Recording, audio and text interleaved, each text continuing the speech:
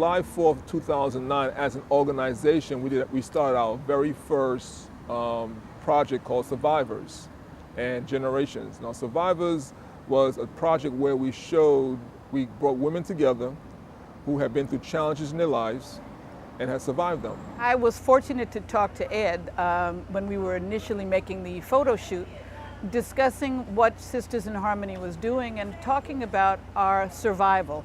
We talked a bit about my mom, my grandmother, my great-grandmother, and what we had to go through in order to become the women that we are. And I come from women of strength. And I think that's what Sisters in Harmony is about, is giving us the strength to be ourselves and to strengthen ourselves as we continue. So there's a very strong thread that goes through what we're doing, working together, empowering each other and empowering ourselves. I have girlfriends, but I talk to each girlfriend about something different, and you can talk to certain people about certain things.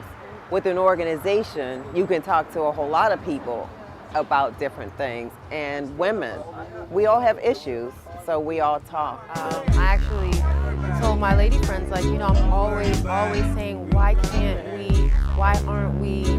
But if we come together, we're unstoppable, you know? And I just think people need to really believe in that and spread the message.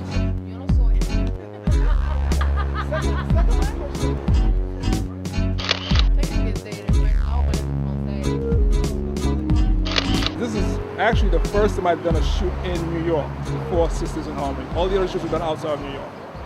Also, this is the first time we're actually going to have a supporters storefront in the backdrop. Before we created the backdrop with no one stuff, but this time we actually going to have Hats by Bun will be in the backdrop so you can see it. We're going to use the principles of Ujima, collective work, working together. And we're going to use Kuchi Chakalia, self-determination. So we're going to speak, do for ourselves, and we're going to do it in a collective way. When you look at this project, you'll see Hats by Bun, and you also see Sellers, which I'm shooting at next week in California. What's your praise, girl? It's your praise.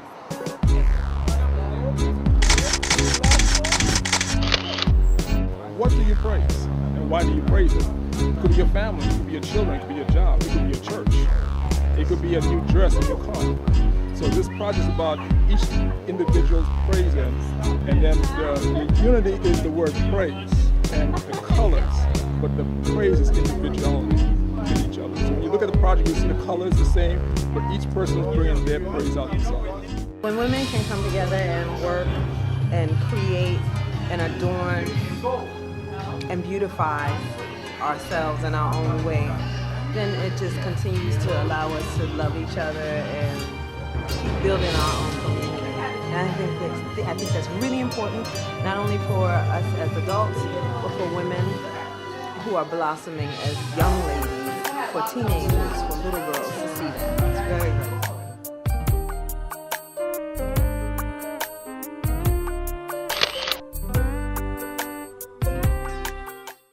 May of 2009, we put this group together, and we started inviting women to be part of it.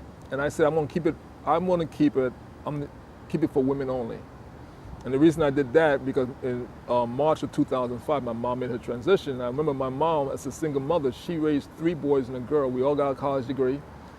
And it was hard, but she did it. So I know a single mother could do it. It's a challenge, but you could do it. But I never remember no one giving my mom no awards for being a phenomenal woman, doing what she did.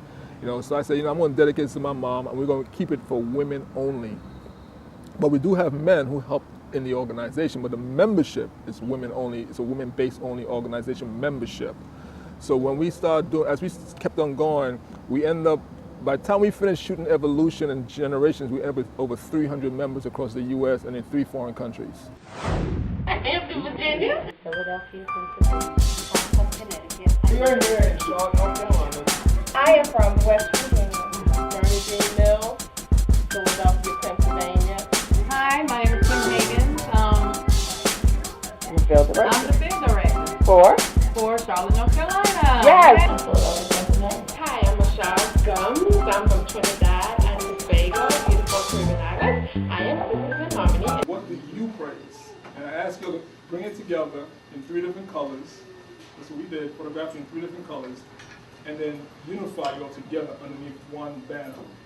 So when you see the project, you will see the word praise. In the word praise is the names or spirit of our female ancestors, which I asked some girl to give me the name of your ancestors, female ancestors.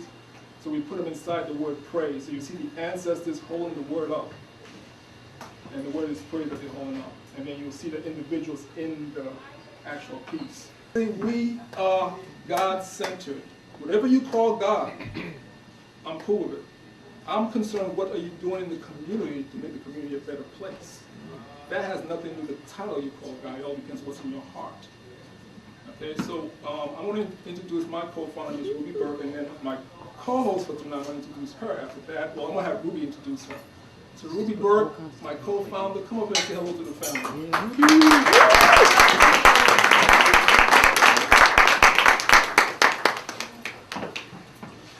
Okay, hello. As Emma said, I'm Ruby, co-founder of Sisters in Harmony. I don't know where to start. I guess I'll start with the survivors poster.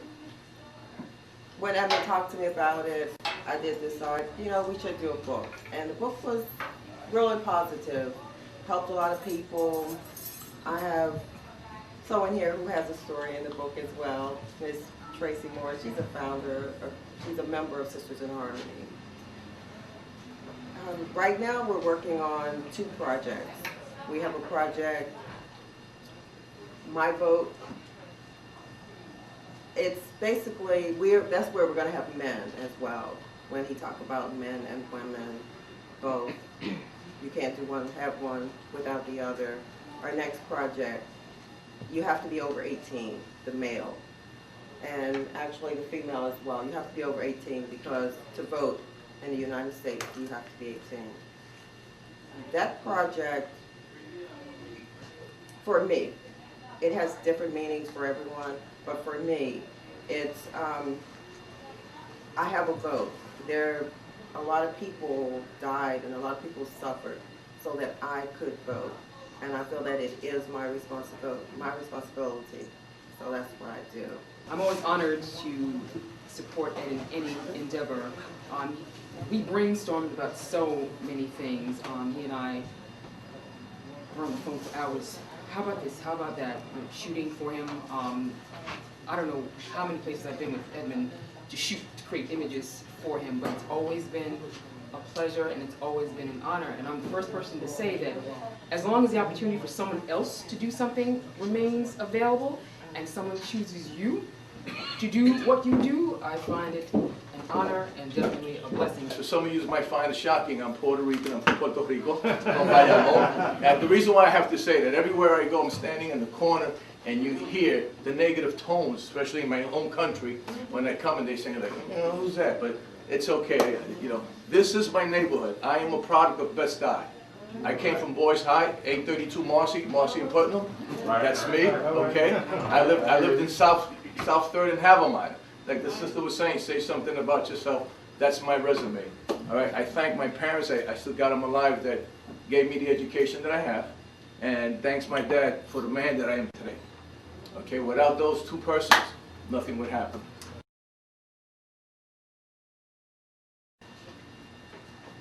As the introduction said, I'm the co-founder of a newly established corporation. It's called the New York Metropolitan Law Enforcement Training Center.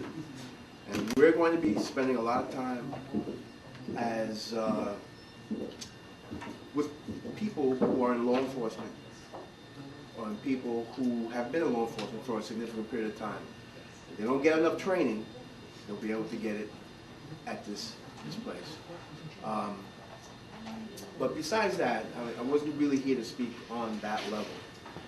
The purpose of me being here today is to speak on a clinic that we're going to be putting on specifically for surrounding around Sisters of Harmony. It has to do with dealing with size differences. I hate to say, you know, women's self-defense, or, you know, defending yourselves, because there are a lot of men who are slight of stature, who have the heart, the same heart that the women have, to deal with a confrontation, but they just don't have the skill.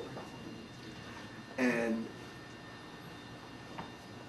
in law enforcement, especially in federal law enforcement, they teach how to have the mind and the body working together. Because the worst thing that you cannot defend on is the element of surprise. I don't care how good you are, and there's a lot of martial artists that are here. And the one thing we can't defend against is the element of surprise. We as martial artists walk around as the element of surprise. That's what we do. That's part of what we do. However, when you're in the street, what you have to be able to understand that the person who may be attacking you, who may be planning to attack you, he has a plan. Good night, everyone. Good night. I feel pleasure and blessed to see so many beautiful people in Raw Star tonight, and so many elders. Thank you guys for doing this. I'm proud and honored to be a part of Sisters in Harmony and their movement. Anything that's positive in our community, like the brother just said, our community is planet Earth, like we all know.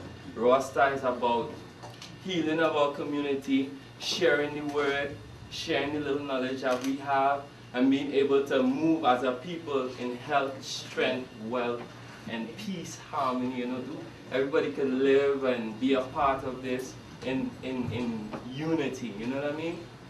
So I just want to tell you a little bit of why we're here and why we're in this community.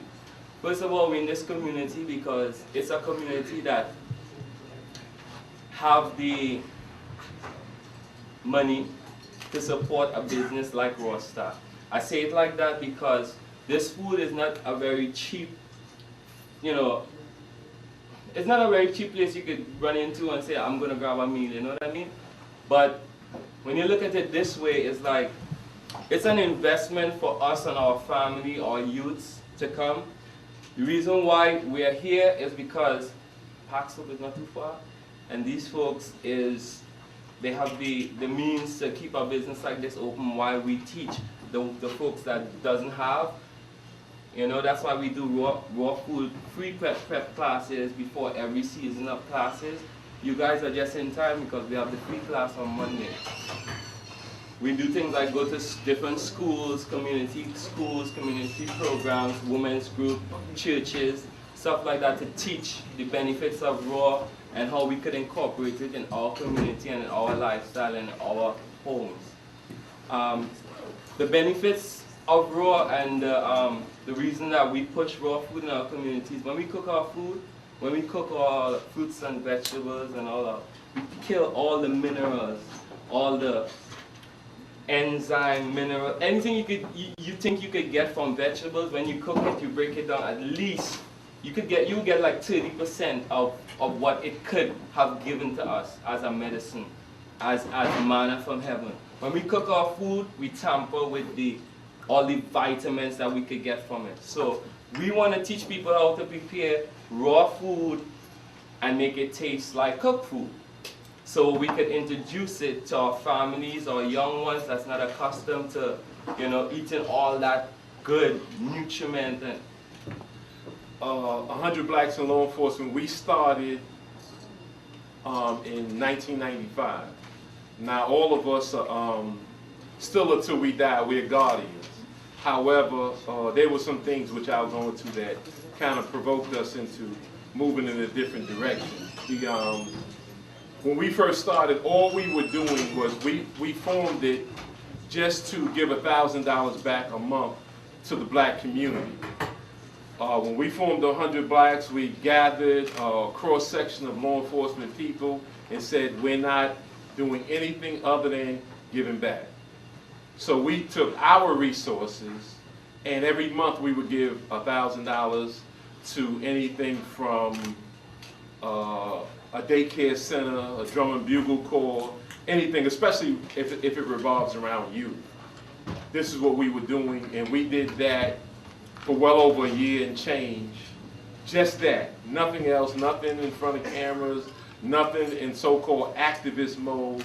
We simply was giving back to needed, institutions. We wanted to inspire black engineers, black teachers, black doctors to form their own organizations and then outdo us. We wanted to get into a competition thing and just get other, people who so-called made it or who have resources to give something back, because there were desperate organizations, still are to this day, desperate institutions that need funding. And so we did that successfully for a good little while and still maintain whatever other affiliations we had. And then Abner Louima came around. And when the situation, everybody knows Abner Louima, right? What happened? Okay, I don't want to be presumptuous. When that happened, we called on the guardian organizations to support Abner Louima, because we got the call the night it happened. We won't say the nurse, but a nurse called us from the hospital and told us that a black man was abused by the police department. And that it was rather graphic the way, we just almost couldn't believe it when they said that a stick was rammed up his behind by police officers, and they're covering and claiming at the time they were claiming that it was a gay bar and he engaged in gay sex, and it ultimately led to his insides being just ruptured. So we got the call from a nurse. And the nurse, when she told us what happened, we turned around and told black organizations, what y'all gonna do?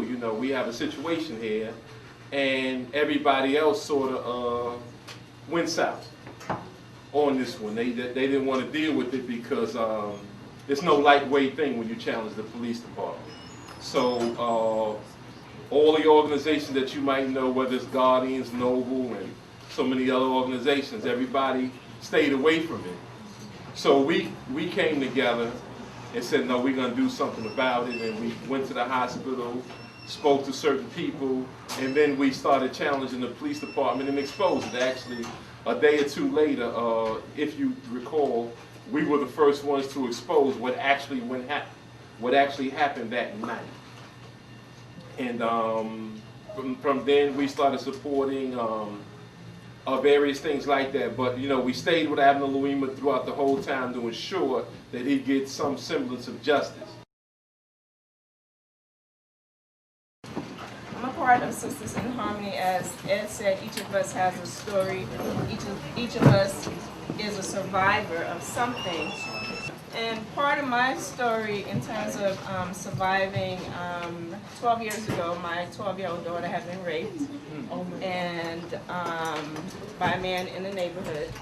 And he was 23 years old, and it not only affected my daughter, but it affected the family as well, of course, and the community as well. Now, the community was not very kind when it happened, in that when they found out about it, the kids in the neighborhood, used to make fun of my daughter. And when she went to school, her first attempt at suicide took place at school. And then there were 4 other attempts after that, and each time we had to Baker Act her because she was a danger to herself. And the frustration I had as a mother was trying to find help for my daughter, psychological, some type of counseling. We went to counseling. At the time, my husband, he was going through his own midlife crisis, so he had withdrawn from the family. That eventually ended up in divorce. My oldest son, well, my only son, he went on to the military. And so who was left was myself and my oldest daughter, because my youngest daughter then ran away. And she was gone and lost in the system for 3 years. And missing children, the Center for Missing Children and Exploited Children, her pictures were up and down the eastern seaboard. And like I said, it took 3 years to find her. And whenever I got a sighting, I was there looking for my child, because I refused to believe that she was dead. Because there were times when I would hear her, and I would hear her crying, and my prayer was, Lord, wherever she is, protect her. And that's why I keep an open door in my house. And even now that my kids are in their 20s, they love hanging out at my house, because I believe in keeping an open door. And there are foster kids who are in the system who don't have mothers or fathers to guide them, and God just sends them to me, to be able to minister to them. And I let them know, like I told my daughter, I said, I've invested in you, and I'm not going to give up. I would never give up. We would never give up.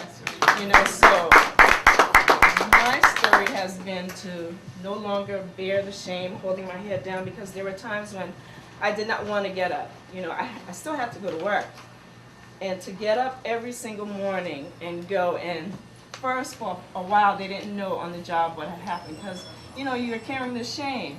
You know, this happened to my daughter, wasn't able to protect her, you know, and I know they're law enforcement. I used to carry a gun, and I went out in the neighborhood looking. And the police told me, no, we'll take care of it. When they finally prosecuted him, 3 years, that was it. 3 years. You know, so 3 years later, the detective assigned to her found her. And how he found her, she was visiting the detention center, and he said, hey, wait a minute, I got your picture. And she came back home. The same child that I bore was not the child who came back, you know, because she had been in the underbelly. She's experienced drugs. She's been stabbed. I mean, she became a fighter. This is the same child who was 2 pounds and 2 ounces when she was born. And so I knew that her life had a purpose. And I told her, from the womb, God called you, whatever you choose to call him, there's a purpose for every single one of us. You know, some of us lose our way because we don't have people to guide us. You know, they don't know any better. You know, so we don't, you know. But I told her, I said, I said, you have a purpose, you have a voice. And I told her, I said, I can't speak for you, I can speak as a mother. You know, I can tell my story as a mother who believed in her and believed in all the young people. And the one thing I found is that when, like Grandmaster said, is, you know, first you honor the Creator in all of us, and you let people know that you love them and you believe in transparency, because that's what I believe in is transparency. I'm sorry, I get passionate about this, and Brother Umoja knows that. You know, I love talking about this. I love going to schools and motivating young people and letting them know, tell me just one word about yourself. It doesn't have to be 1,000 words. Just one word, a positive word about you, and then build on it. You know, now this book, I'm sorry, let me calm down. This book was a compilation I did with a former police officer in New Jersey, in East Orange. And I heard him talk about the Diallo situation. And this, even though it's fiction, it deals with corruption of a few cops, but there's still honest cops who are focused on serving and protecting. And in the story also it deals with a victim who was 15. That victim died. And like I said, my daughter, on that day when it happened, she died. The innocence of her died, but out of the ashes, you know. If you see her today, she's 22, she'll be 23 in April. You would never know her story until you heard her speak.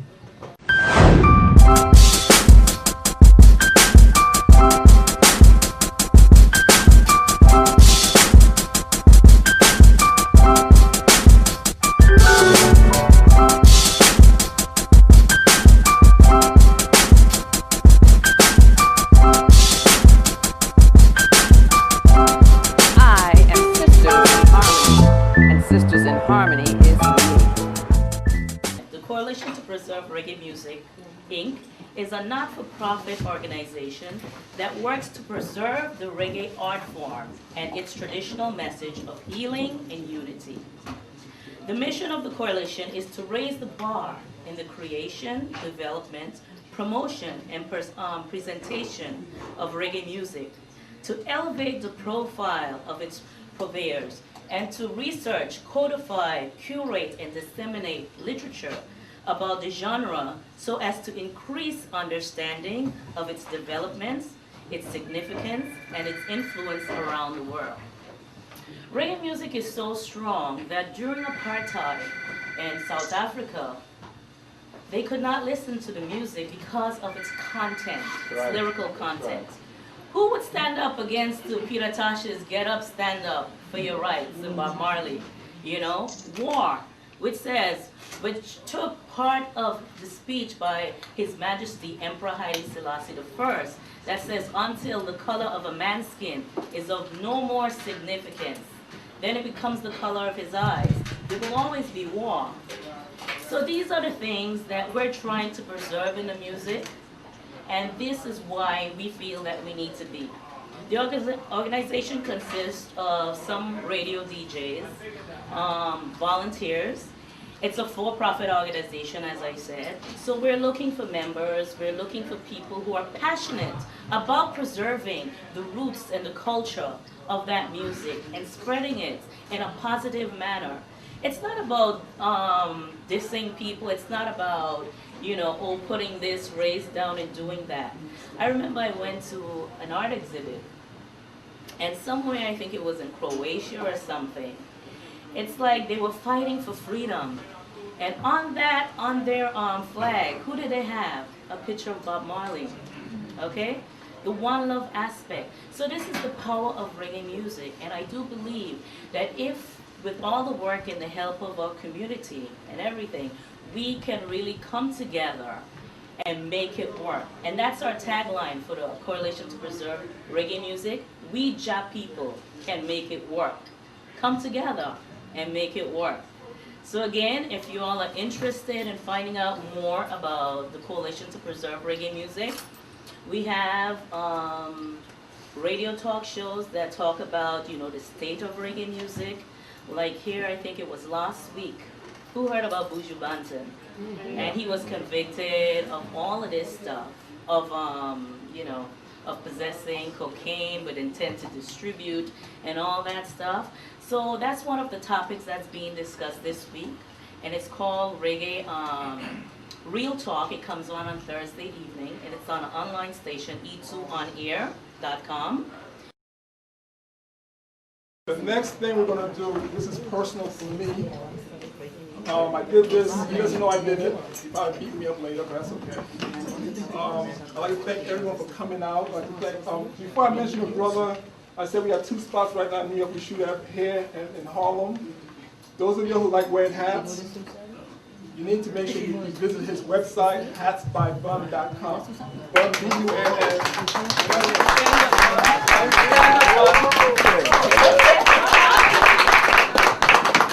This brother does hats for people all over the world. All over the world. Okay, on his website. If you like wearing hats, he does the simple caps to hats for church and everything. I'd like to thank you for coming down from Harlem tonight. Thank you, Brother Bun. He allows his store to be my personal viewing place. All the images and 95% of the pictures on his wall is my work.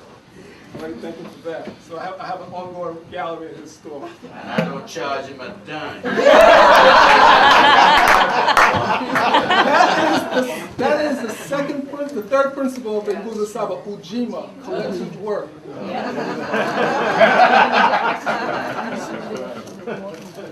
Right now, I've been honored to be part of a temple called this is the Shrine of Kepler, where we work very hard to keep the culture intact and teach it. I'm 49, I'll be 50 this year, and it's been an honor being part of this temple. I get an inside look at some of the stuff that happened, and I'm able to record it and get the images. And this summer we were doing some work, and I was asked to shoot some images for some people and put a special piece together. And Grandmaster hasn't asked me about it again. He asked me to do something, he leaves me alone, but he knows where my heart is. So tonight, I'm going to present him with the only one that's in existence. I did this piece, I finished it, and he doesn't know this is done. This is for Grandmaster. This piece is called Kepler, and you heard about Kepler before. It's called Kepler Rising. And everyone here is an out carrier. And we did this, there's only one in existence, and it's the Grandmaster. Wow. So this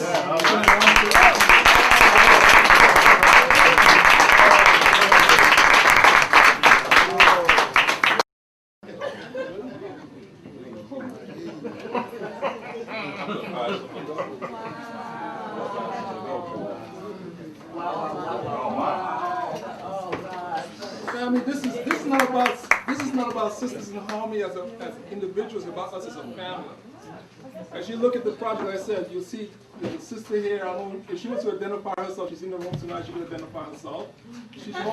She represents the ancestors. She's holding the word praise up. The word praise has the female ancestors in it. Each section, the black section, the blue section, the white section, we asked the individuals to wear those colors because I wanted them to show their praise, but that each section represents family, unity. Unity, then unity. The whole thing is unity. So praise is all in me is the title of the project. It's in you. I see your mother. So praise is in you. It's all in you. This is about your history and your family history on this. We have this on the mouse pad. We also have mouse pads in the back of the project on it. Wisdom from our folks, from our grandparents, from the people from the Caribbean, our ancestors. And a lot of that is getting lost with our youth today and age. I praise my grandmother, my grandfather who I never met.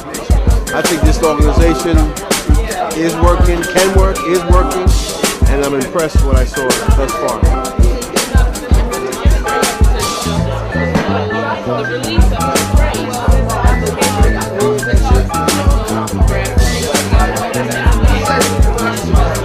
What do I praise? Besides the Lord, I praise the Lord, and I also praise the friendships that I'm making just by being here today. And meetings, everybody that's here has a skill, has some type of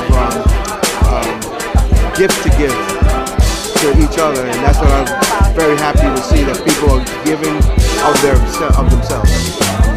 Well, it's a great concept, you know, having strong, positive sisters come together and actually embodying the African proverb, each one teach one. So I think it's awesome. Emperor Haile Selassie, that's what Rotters do. And Sisters in Harmony, whenever you bring women and you empower them, you empower the nation. So it's as simple as that. I'm here to support Ed. I've known his wife for years. Whatever Ed is into, I'm here to support him all the way, 100%. And I think it's great. I think more women need more organizations to empower them. It's to get them, to motivate them to do something more than what they realize. A lot of women have so much potential, but they don't realize it until maybe someone grabs them and tells them you can do it.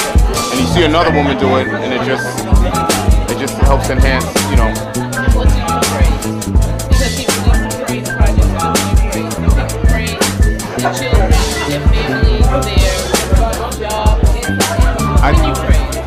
I think I don't know, creativity. I mean, for me, I think I've always been the type of person that if someone has an idea, I'm always there to let them know that's a good idea and how to enhance that idea. So I love creativity. I love the idea of it. You know, I love to see something go from nothing to manifest itself into something. You're welcome. I would have to say I praise my family, my friends, and I say that, of course, first and foremost God, which I praise every day, but I say my family and my friends because a lot of times they're there to support me and I'm there to support them.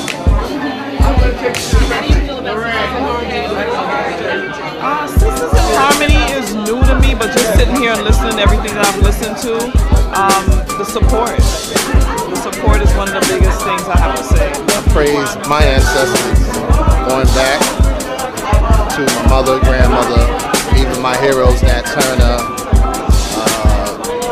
all those ancestors, even to antiquity.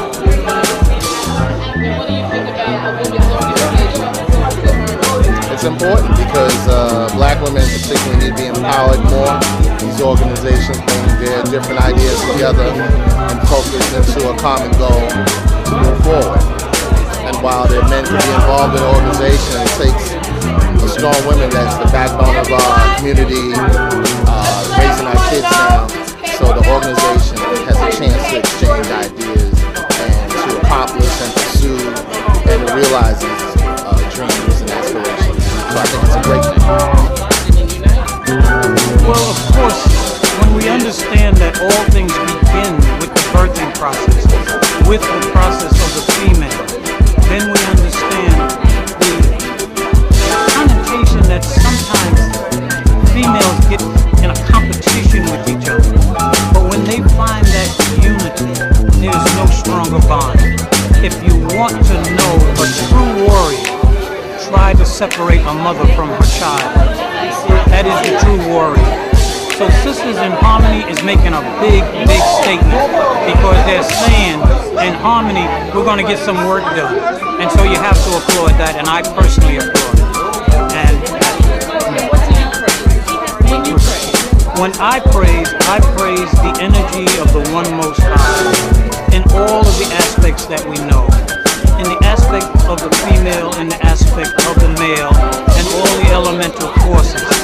And first and foremost, I recognize that spirit within me. That's what I offer. Because if you don't know that spirit is real, and you're speaking to something outside of yourself, then you really miss the point. I'm happy for the women. This wasn't about me. It has never been about me and Sisters in Harmony. It's about what we can do as an organization of people when we come together. England, I saw it. Texas, California, we see the coming together of women who are sick and tired of seeing their children not have what they need to have: education, nutrition. So this tonight about the women raising their voice in New York City for what we do. And I'm happy for that. I mean, for me, yeah, but I'm happy for them because they're meeting each other for the first time. This is what it's about. Thank you. Yeah. God. This God. This the most creative. It's a very practical idea. It's one that's needed because, we all come from our mothers, and it's so important to protect them. It's so important to be in a secure family, and that's where the mothers and sisters, that's what they stand for. So I think that having a membership of women only, that's a necessity because the origins are from Africa, and they have women's societies just like they have men fraternities, women societies. So it's a wonderful thing. So I encourage anybody that's interested in culture, interested in health and sisterhood to join. Oh well, my mother is an ancestor now, but every day I wake up, I praise my mother, because I wouldn't be here without my mother.